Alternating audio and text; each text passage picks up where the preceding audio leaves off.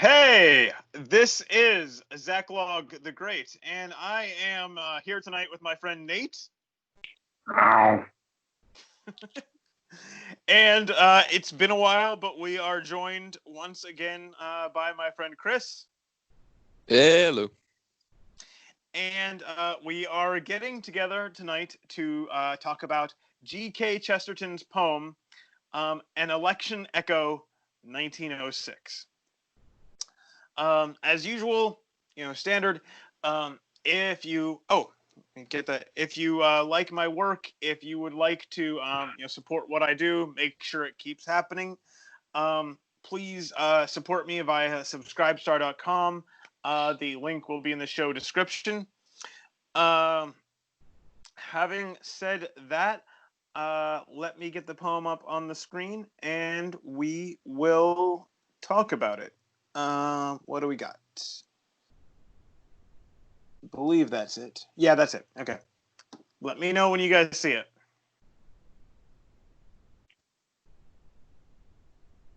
Things are happening. There it is. Okay.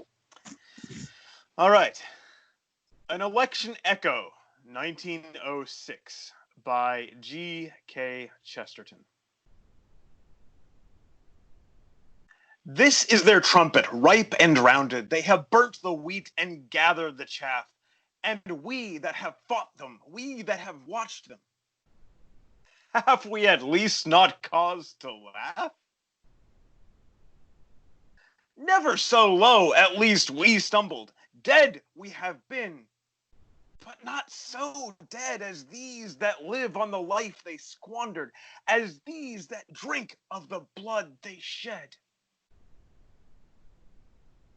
We never boasted the thing we blundered. We never flaunted the thing that fails. We never quailed from the living laughter to howl to the dead who tell no tales.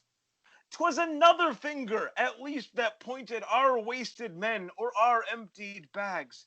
It was not we that sounded the trumpet in front of the triumph of wrecks and rags.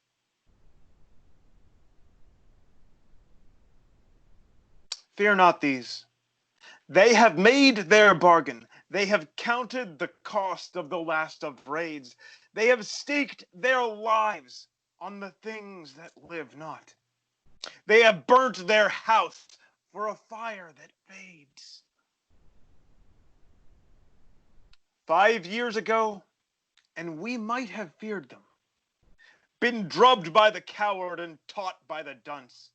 Truth may endure and be told and re-echoed.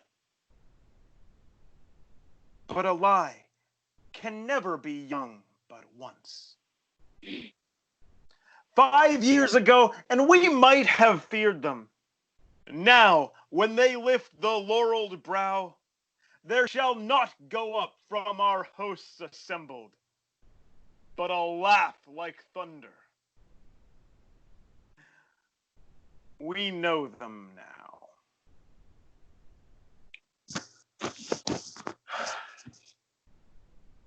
Okay, and all right. So I am going to have a drink, and I'm going to let one of you take off with this.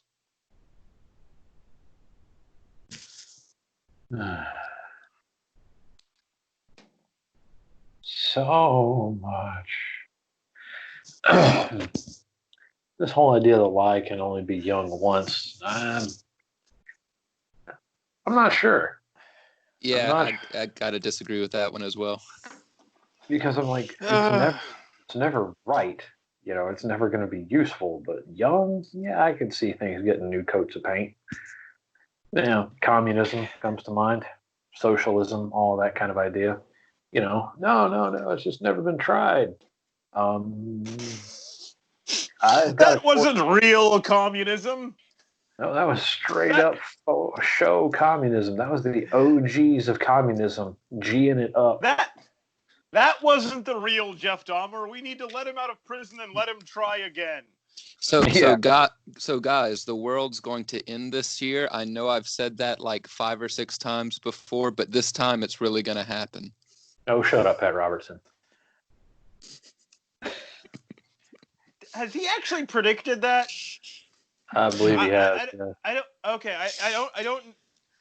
Yeah, it's a really weird thing about him. Not 4 times this time. I remember like 15 years or so.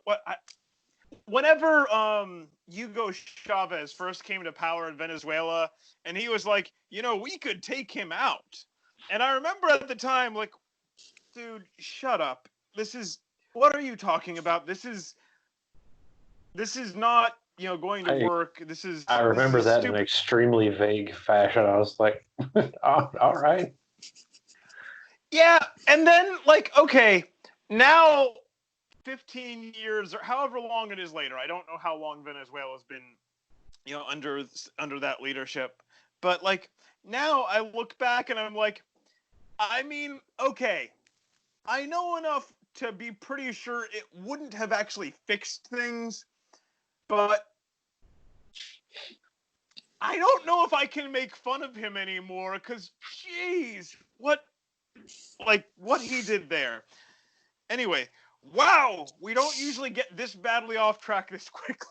I was thinking the same thing, but yes, my point was just that we do tend to fall for the same lies, like, as a culture, pretty often. But usually, I would hope if it's the same person lying, we would learn. But even in that case, sometimes some of us fail.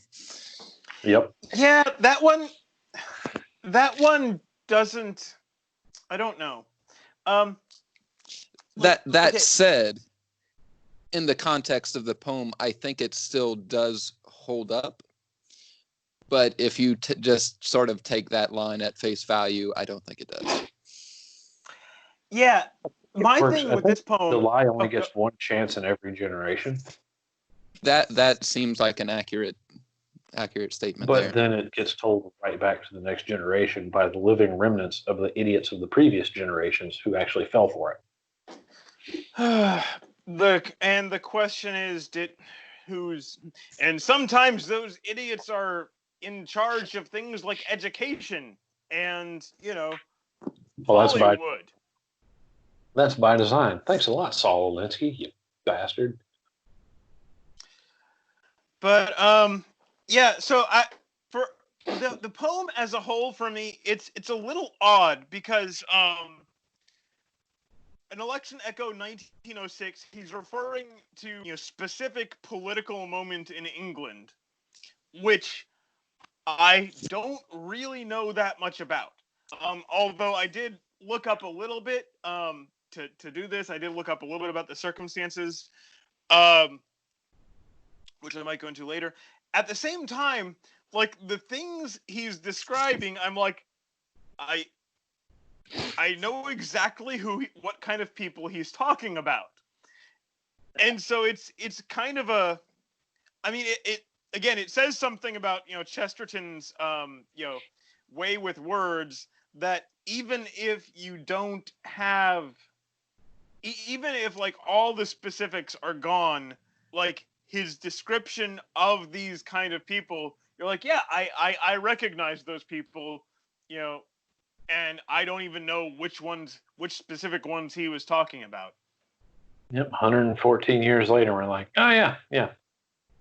That is, excuse me, oh goodness. So sorry, my audience, or his audience. But yeah, it's like, hey, yeah, we absolutely have those people in spades right now. But it's a different commentators I listen to have been talking about, like, the sort of 30-year cycle that society tends to go through every so often, which is like, more and more and more and more and more extreme and liberal, and then suddenly just reality walks up, mugs the entire world, and is like, how do you like your systems? And everybody goes, not so much. Maybe we're going to just whiplash back to the conservative side and go that, there are some things. And hopefully you keep the good parts of what you liberalized, if there were any, while going back to the strong root. Because, I mean, sure, there are things that can go forward. I hope there's genuine racial healing after all this that's going on right now. At the same time, there's a lot of stupidity going on right now that I'm like, really, really need to deal with that. So hopefully the whiplash back to back to the wisdom of old is profound and swift. Yes. Yeah. Oh, go ahead, Chris. Well, at the same time, though, what I'm sort of getting from the poem is that the success sort of like happens all at once, because it's like this is over 5 years ago. Like we might have feared them. So this is their downfall came over 5 years, and it's enough where they go from, feared enemy to, yeah, now we're just going to laugh at you. Well, and the thing is, okay, if I'm reading this right, and then putting this in context right. Okay, so in 1906, in England, there was an election where it was, I guess it would be called kind of a wave election. It was a really big sea change in England's politics, and the Liberal Party swept the Conservative Party out of power. Which that's another thing that's kind of weird for me talking about this, because not only is this a little over 100 years ago, it's also in another country, and I don't feel confident that I really know what they meant by those labels then. And so, because our natural tendency is to want to identify them with the same labels here today, but that is not how that works in Europe. Right. And so I don't actually know, like, if I looked at the issues, whose side I'd be on when. But and then also Chesterton's own political views changed so drastically over the course of his lifetime. Yeah, he was in his mid-30s by 1906. So I think he had probably come around to what the general side he would be on most of his life. And so, like, when I look at that part down near the end, 5 years ago, and we might have feared them. What I see there is that, like, it's not so much that he doesn't think they have power. It's that, like, okay, if they had won this same victory 5 years ago, I might have been worried. But in the intervening time, I've seen enough. These people are idiots, and like they're not wise enough or strong enough to actually do the things I had feared they might. And so now we're just gonna laugh. And I kind of get, I actually kind of get his point. I mean, in American politics today, I don't understand how anyone is remotely taking Joe Biden seriously, or oh god. One of their commentators, one of their sort of thought leaders, literally said, all we need him to do is physically survive until we can elect him. And then whatever happens, we don't care. We just need you to live long enough to get elected, be sworn president, and then we'll put in somebody else when you die. That was literally what she said, is all we need is your physical presence. And I was like, wow. Yeah, and it's and so, like, from the standpoint, like, I've seen too much of these people. They're ridiculous. Like, I get that. At the same time, they kind of do scare me. Like, because the things they could do if you hand. Go ahead. That's because, unlike Chesterton, our children, they have been drubbed by the coward and taught by the dunce. That's the first places that these silly people got entrenched, or rather these terrible ideas. And so, yeah, we've got whole generations inculcated with this crap. So, well, and these people have a different sort of power than the ones that Chesterton's talking about, because despite them being silly people with ridiculous notions, silly man. as I said, with absolutely ridiculous and ruinous notions, there's a lot of people that are behind them because they feel like it's the right thing to do, having no idea what right and wrong actually is. Well, and the other thing, which Chesterton doesn't directly reference this, but like in the last part there, it kind of in the last couple stanzas, it kind of called to mind for me, and I should know. I want to say Philippians. I should know the scripture reference. I used to be able to rattle off book, chapter, and verse pretty well. But our struggle is not against flesh and blood, but against principalities, powers, rulers in high places. Of against the and spiritual forces. These people, they're on that side, but they're not actually our enemy. Our real enemy is the spiritual forces, guiding the wickedness, the spiritual forces inciting the hatred and destruction, and as Christians, we have to keep in mind. We have to keep in mind that these, that however much, to whatever degree we have to oppose these people, and whatever tools we have to use, even if it goes all the way up to rifles, ultimately, these other people are not our enemies. Our enemies are the spiritual forces that are, I think, behind a lot of what they're doing. Yeah. Anyway. Right. It's kind of like the sort of like more classical forms of warfare where you have the two kings fighting each other, but it's like all the actual soldiers, like they don't hate the other soldiers. Like they're just a bunch of basically farmers that just want to go back to their crops, but it's the actual kings that are fighting.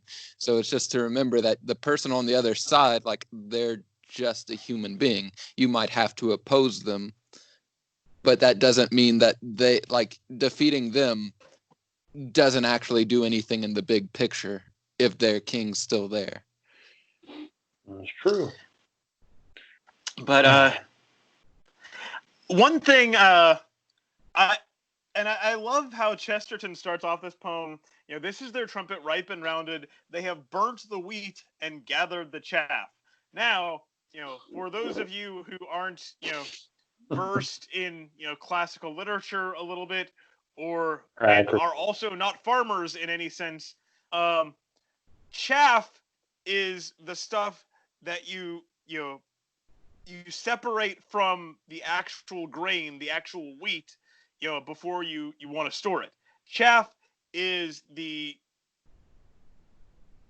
shell casings kind of thing that you want to get rid of, because you're not going to eat that stuff. It's the stalk, it's the leaves, it's all the little connection bits that hold the head of wheat together. Yeah. You whack the hell out of the wheat stalk, the grains fall off, and you've got chaff, and you go, whoop, bonfire. Or, well, I guess you could roll it up into a hay bale, but... And so, you burn the wheat and you gather the chaff. You're destroying the useful things, and you're very carefully hoarding together worthless garbage. And I just look at, like, stuff that's going on today, and I'm like, okay, so,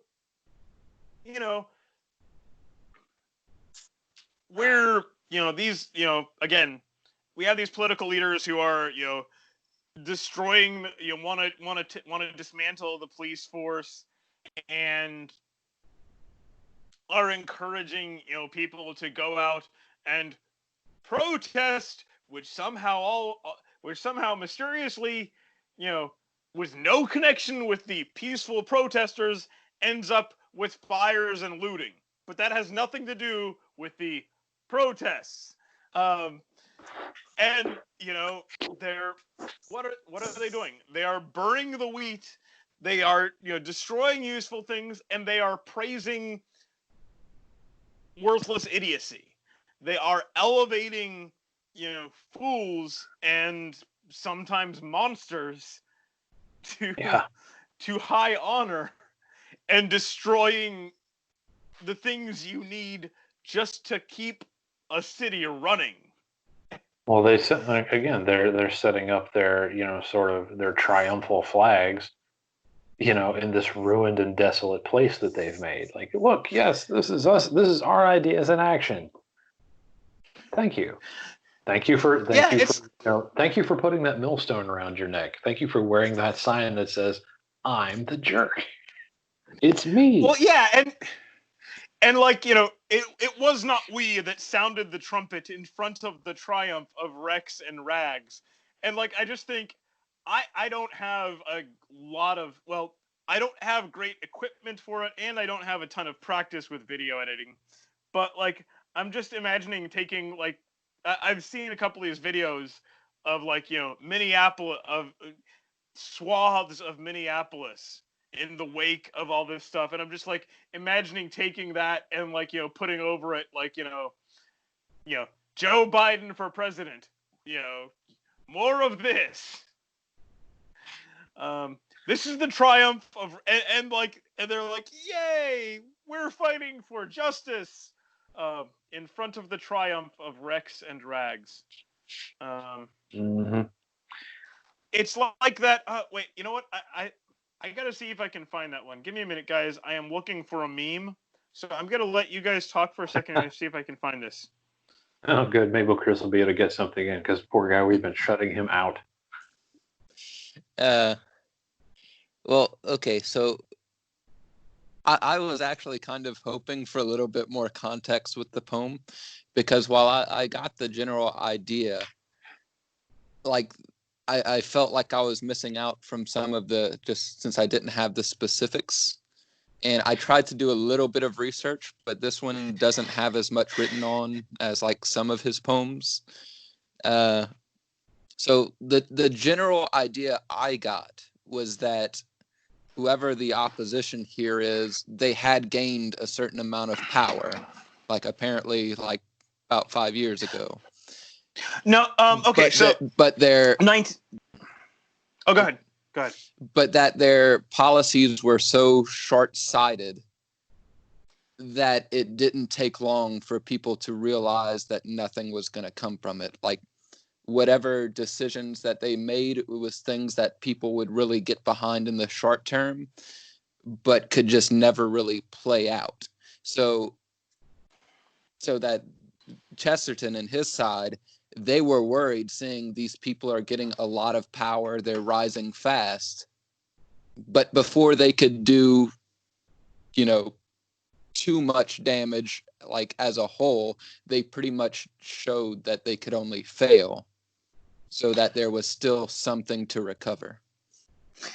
Okay, so from the main thing I saw I looked at a little bit of the context of the 1906 election in England, and it was basically after a long period where the conservative, 20 or 30 years where the Conservative Party had a firm majority, the Liberal Party swept into power.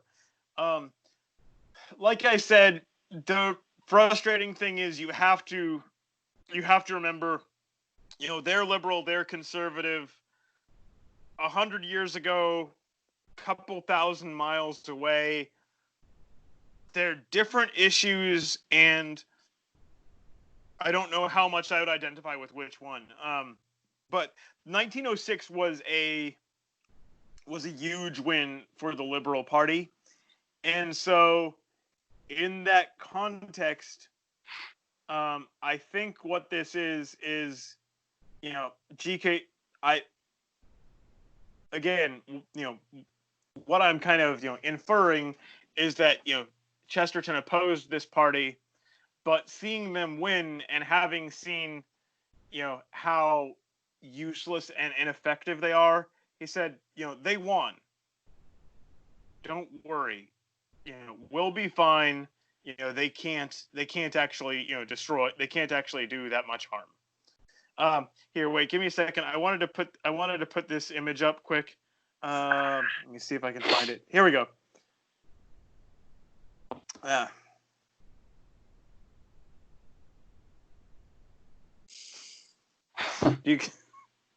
Yep.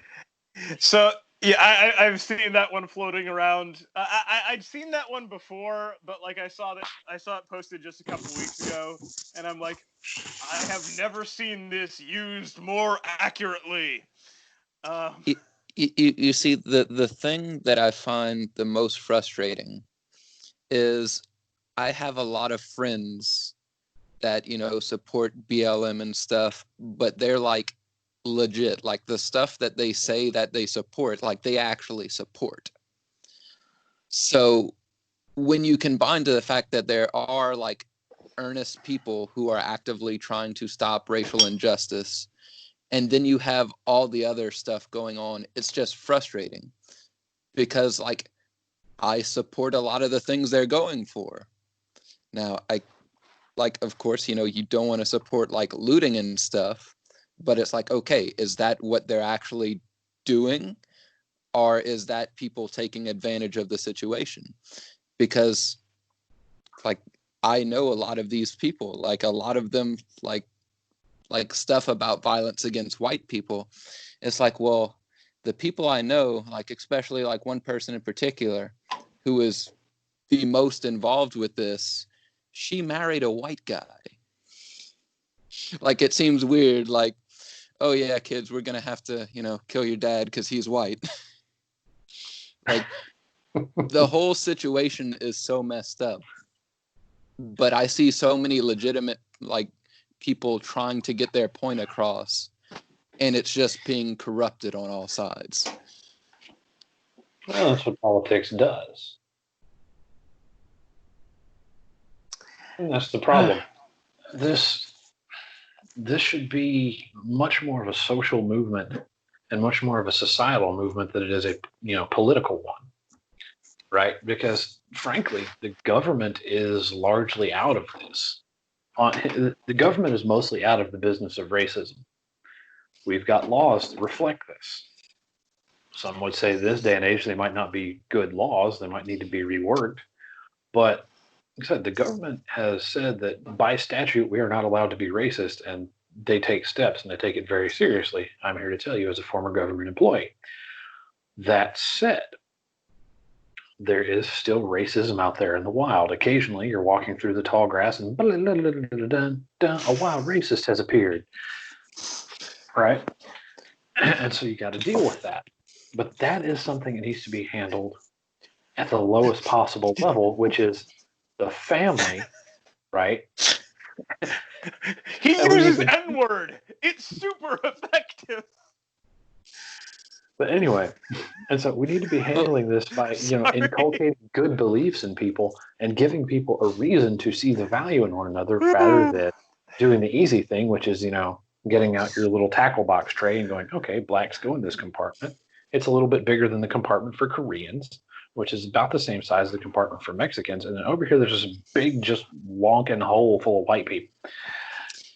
Well, how about we teach each other what Jesus said, which is that, hey, we're all brothers, slave and free, right? Roman, non-Roman, Jew, Gentile, all the different things that people could have used to pigeonhole each other back then. Jesus is like, no, you're all brothers. Now, one thing I have to point out about that, because I see people bring that verse up, and you cannot take it out of this context because he is saying, in Christ Jesus, and okay, this is St. Paul. In Christ Jesus, there's neither Jew nor Greek, slave nor free, man nor woman. Okay? He is not, like, it's not everybody is the same. He's saying in the church, we must treat each other this way. And so, like, it's not everybody in the whole world is brothers and sisters. It's all Christians are brothers and sisters. And I think that's an important thing to remember. You're correct. Yeah. I tend to fail to make that distinction because my own sort of preconceived notion is that the vast majority of us are Christians, but that's fading somewhat, and I need to go ahead and start expressing myself more clearly on that. But Well, if we can get more people on board with these ideas, then, hey, you know what? This whole human equality thing, it becomes the default mode, and you don't have to worry about running into the wild races. They become a very rare creature. But right now, what you have going on with all of this, people aren't allowed to talk, you're censored, you're whatever. You're either going to be in a place where it's absolute fatality to even flirt with the idea that maybe there's a difference between peoples, at which point you're going to clam up. And then when you actually do find a place where you can talk about it, you're going to be among feral racists, and they're going to convert you. You need to be able to air these ideas, bring them out in the sun, and then people can go, hey, buddy, let me disinfect your thought process a little bit, but respectfully and non-destructively, and say that, hey, guy, I get what you're saying, but maybe be careful going down that particular line of thought, because that's no good. What you're looking for is to get here. You're going to miss just a little bit, but sometimes when you miss just a little bit, you, end up in racism. Well, the thing about it is there are laws that, though not on the surface racist, do end up hitting black people disproportionately. Now, bear with me here. I think y'all actually like where this ends up going. But like in the mid 80s, whenever they did the Anti-Drug Abuse Act, that put crack cocaine as being 100% worse than regular cocaine. So like 500 grams of regular cocaine was equal to 5 grams of crack. And this had like a minimum 5-year sentence. And the only real distinction between those two was that it was black people using crack. And then in the mid 90s, they sort of doubled down on this and made the penalties much harsher. And the architect of both of these laws was Joe Biden. Mm-hmm. I saw your punchline coming. I was like, I know who voted for these. No, also wrote them. Like, he's the one that decided on the whole 100-to-1 ratio. So the thing about it is, I can even see where that was not intended to be racist. I feel like that was probably is actually a usage of statistics to make bad law, because they looked, hey, where are more people dying? What's killing more people? Is it the cocaine or is it the crack? And they probably found crack was killing more people, even, regardless of the demographic. Now, is it possible it was made to be racist? Maybe. I'm going to go ahead and give it that they didn't see this consequence coming. And so that's one of the things where the libertarians have got a really good plan. Just leave it alone. Right. Well, and the thing about it is, like, okay, you start throwing a lot more black people into prison for roughly equivalent crimes. Well, that's when you're going to start seeing even more breakdown of the whole family system. You're right. And that problem's going to keep perpetuating itself. So basically, like, yeah, government got involved, screwed stuff up. So the government does have, like, they're going to have to do something, even if it's just repealing the laws they screwed up or fixing them. That's a really good start. Right. So, yes, I agree. A lot of it's on the family level, but a lot of that stuff was screwed up by people in power. The thing is, though, that further action is not going to help. Further government action is not going to help. The best action the government can take is go, ooh, we're going to just take our hands off of this one. And yeah. Right. I guess I'm just saying maybe undo the damage. Like, hey, let's just sort of change that law we know we screwed up on instead of leaving it law.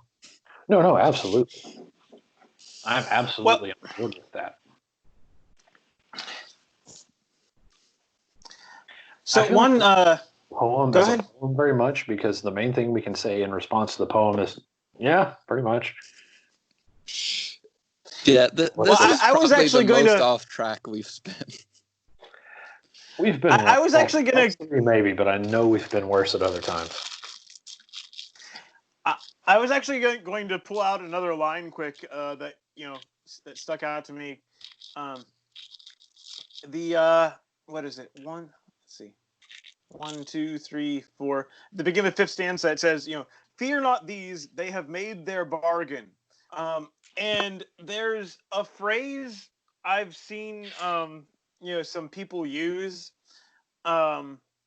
which this reminds me of. It's like, they took the ticket. And, basically the idea is that, people who are offered a, usually metaphorical, deal with the devil. These days, I do wonder how many people had more literal ones, because it's anyway. But people who made a deal with the devil, people who were offered power at the cost of corruption, and they say they took the ticket. They accepted this, and then and at the same time, like, what do they actually get out of it? And one of the things I've seen seen again, these same people, like, okay, someone who very much took the ticket and did very well for a while would be Jeffrey Epstein. He took the ticket. He got power. He got wealth. He got other things that I'm not going to go into detail about right now. And then where did he end up? Murdered alone in a prison cell. And it's like, fear not these, they have made their bargain. They took the ticket. They said, these are the people who said, oh, power? Yes, I'll take power. Oh, I, have to do this, dirty, nasty, corrupt little thing. Okay, that's fine. Oh, to stay in and, and it's the, I guess, one thing, this is, one thing to, kind of watch out for. I don't know. I doubt I will ever be on, the receiving end of one of these offers, but, be careful of the people who, offer you power, offer you, something you always wanted. And all you have to do is, break your conscience in this one little way. And that's where it stops. Because it doesn't stop there. And they get you to tell one lie, and then you have to tell a bigger, more obvious lie, and in the next life, it's definitely not a good plan. But even in this life, it doesn't usually end well. You can have a good run, but then you end up somewhere you never wanted to be. Mm-hmm. Josh Turner said it right in his song Long Black Train. Made two statements in the end about the character of the long black train. Says it's a beauty. It looks very good. Makes everybody stare, right? So that train's a beauty, making everybody stare. The things that are going on, the things you see in the short term, are it's going to look really nice, but then its only destination is the middle of nowhere. You'll end up lonely in that cell. So I believe in the long black train theory of morality. So when you said they took the ticket, I was like, oh yeah, to ride the train. And I was like, he might not be referencing this given that he's not a big country music guy. Well, I mean, the same kind of metaphors are going to come up for the same kind of things. And it's, just to make some, I'm sure there's someone at YouTube who's going to be angry about this. So I'll just come out and say it. Jeffrey Epstein did not kill himself. I'm just going to throw that one out there. But oh God, what was I thinking of? Nah, it slipped. Chris. Well, one thing. So in the second stanza there, dead we have been, but not so dead. That just made me instantly think of The Princess Bride. That too. Well, and it's a thing like, okay, we have made our mistakes. We've done stupid things that haven't worked, but and I could go on about a few of those, but then you're like, but we haven't. Again, to bring it back to contemporary politics, because good God, what is happening to the world today? But we've never been like, you know what? We should get rid of all the police in our major cities. You know what? I was talking to Rachel about it the other day, and I realized that is actually a brilliant plan. It is the most backhandedly brilliant conservative plan a liberal has ever dreamed up. Because you know why? For one thing, crime's going to go down, in the long term, because the criminals will have mostly killed each other. That's maybe fanciful, but I can say what is going to happen. People are going to realize a few things. One, you got to be able to take care of yourself. Rugged self-reliance will be back in vogue in these places where before it was, take your hand out and go sit down. Two, right?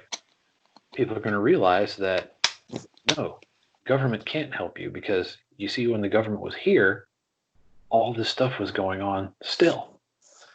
Says. And then, like I said, people are going to go back to rugged self-reliance. They're going to come back to self-defense. They're going to come back to relying on family and friends, going to build their communities back up, hopefully. Maybe even dudes will start having to stick around their women, their moms and sisters or whatever, to, keep away the criminal element. People will maybe start rebuilding families around that. I don't know. But yeah, give it 30 years and several million casualties, and this plan might actually work to do some good. Of course. Yeah. There are the casualties. And the thing for me is, like... And they will all remember who did this to them. It wasn't us. I don't know. I mean... Oh, that's all aspirational. That's what I'd hope would happen, but it might not. My thing with that last part is, it kind of depends who's talking to them, because, like, okay, Black Lives Matter, fine. Who really needs to hear that? Black people, because they kill a lot more of each other than the police or us do them. But at the same time, who are they angry at? Are they angry at other black people for doing these things? No, they're angry at us. Well, they're angry at our ancestors anyway. I don't think a lot of them make that distinction very well. Oh, a lot of the ones we hear about, but I'm going to imagine a lot of the well-meaning, serious people that Chris is probably trying to talk about right now do. Well, so I of course don't watch a lot of media that is aimed at black people, but occasionally I do, like Luke Cage, for instance. And one of the themes that does show up quite a bit is trying to deal with black on black crime. Like, that's one of the things about Luke Cage, where his sort of father figure, Pops, runs this barber shop specifically trying to keep young black boys off of the street, get them not involved in gang activity. And then, pretty early on in the series, it gets shot up and is exactly what, it was supposed to stop. And that's one of the things that fuels Luke Cage, is seeing, like, okay, well, any little good that was being done in this community is being undone by the community itself. So I think that is something that they acknowledge, but it's also like, we're a bunch of white guys. We're not going to hear them talk about black on black crime that much because we're not the ones they're going to be talking about it with. That is a fair point. It's a bit of the family. It's a bit of the family laundry. You keep that crap under wraps. That's how I grew up. Is that you don't talk about family business with outside people. Yeah, it sounds like I grew up, plucking banjos in the hills of Tennessee or something. But it's, it's one of those things. It's like we'll keep that to ourselves and we'll deal with that on our own. But you don't need to spreading all our business around. And then our generation is, so my therapist told me out in public. So my therapist. Oh, man, I had a girl one time said she wanted to psychoanalyze me and see what came out of that. And I was like, are you ready to spend the rest of your life with a headache? She declined. But no, and honestly, I do think that is something that is a positive thing that is also contributing to how messed up the world seems right now. Is older generations, they were basically taught, you just keep this in the family, you just don't talk about it. So things that were bad that were going on just would not come out. Whereas now, when people see something they believe is wrong, they're more willing to speak out. So how much of this is going on? Yeah, like how much is new and people overreacting, and how much is no, this was always going on? Because in cases like like Epstein, like the victims are starting to have more of a voice now, where things like this are coming out, where before they would have just been silenced. So it has its pros and its cons. These rapists and these pedophiles, it's like, it's a quote open secret. I'm like, oh, okay. So y'all are all evil or cowards. Nice.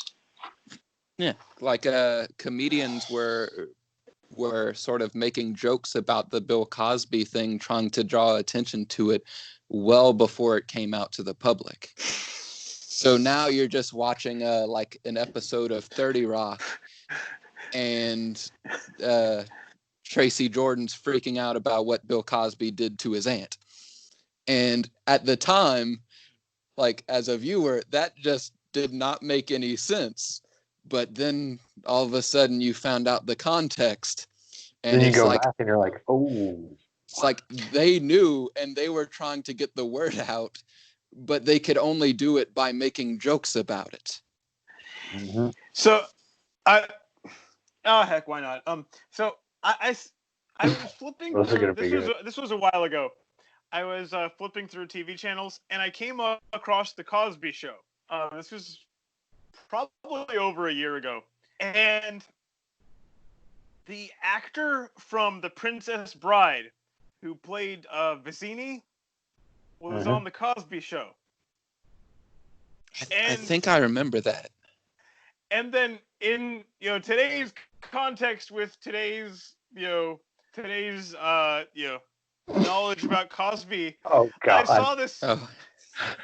I saw this and I'm like, wow! Suddenly I'm seeing the goblet scene a lot differently. So I got these two glasses, and I put the Rohypnol in one.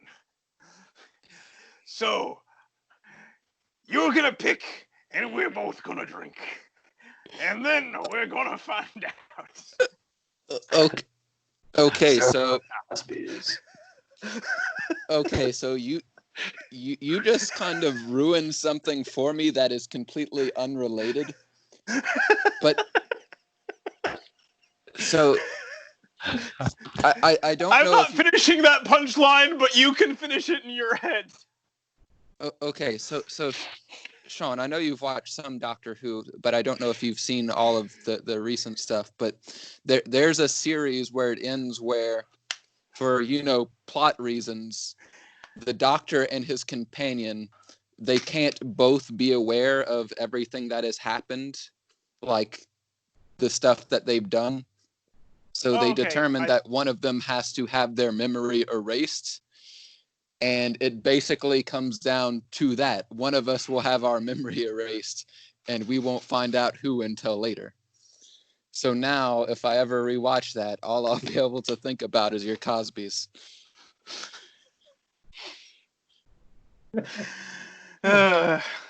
Shady. Okay. Okay, so I think a good 5% of that was on the poem. Maybe. It's tangentially related.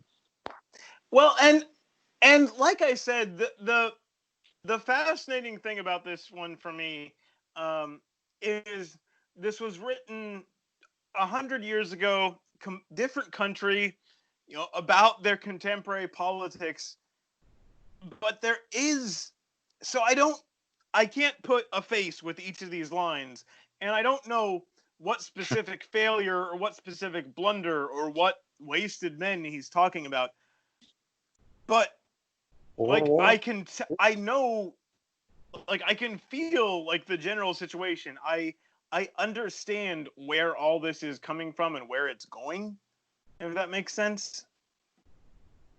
Yeah, it's like a general sense of what's going on without the specifics, but that also makes it apply to more than just the specific situation.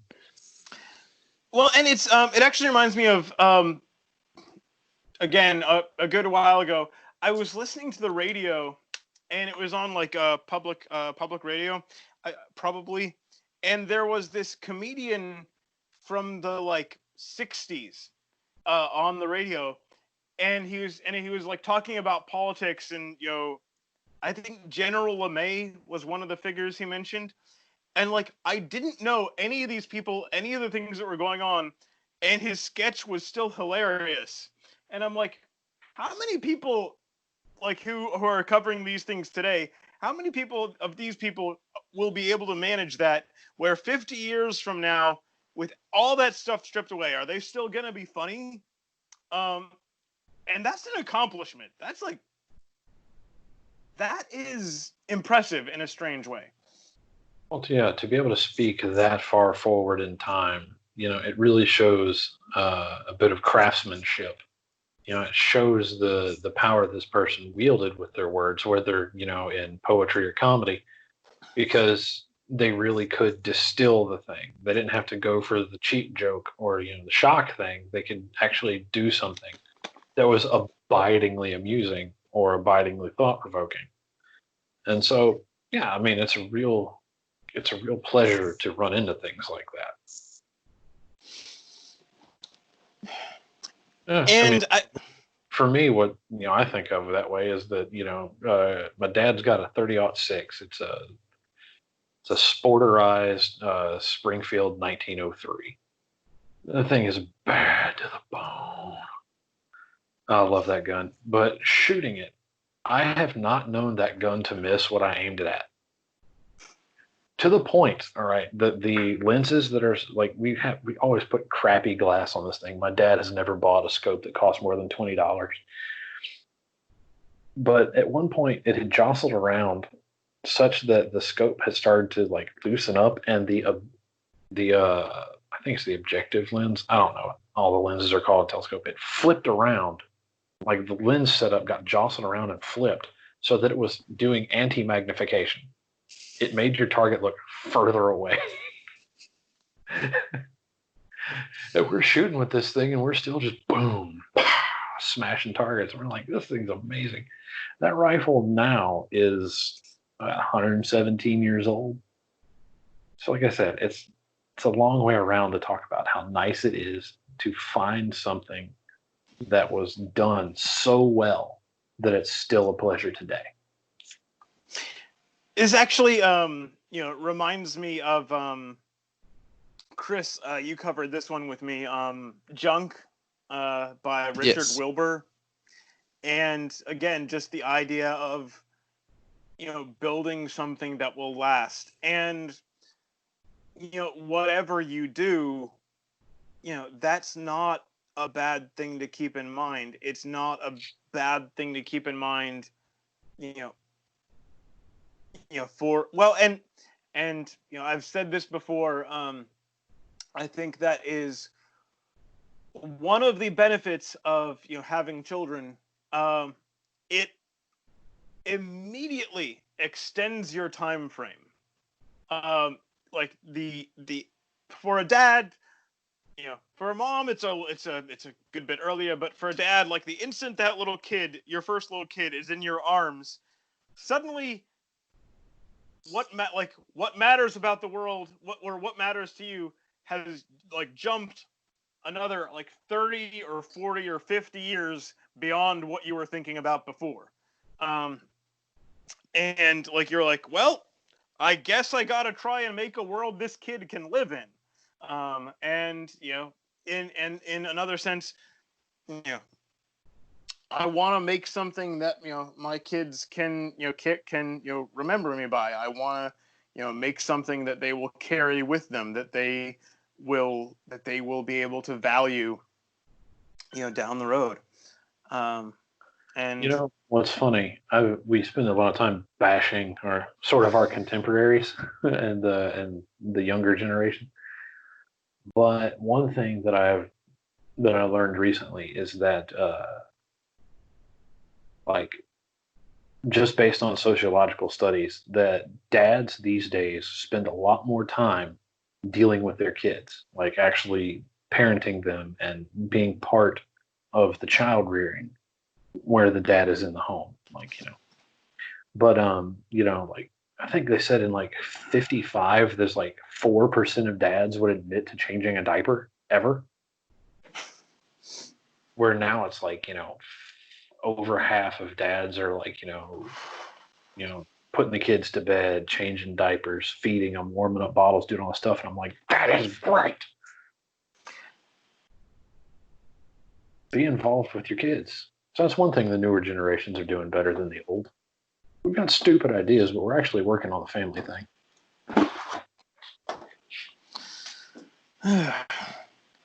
Well, I think we've covered the poem itself pretty well.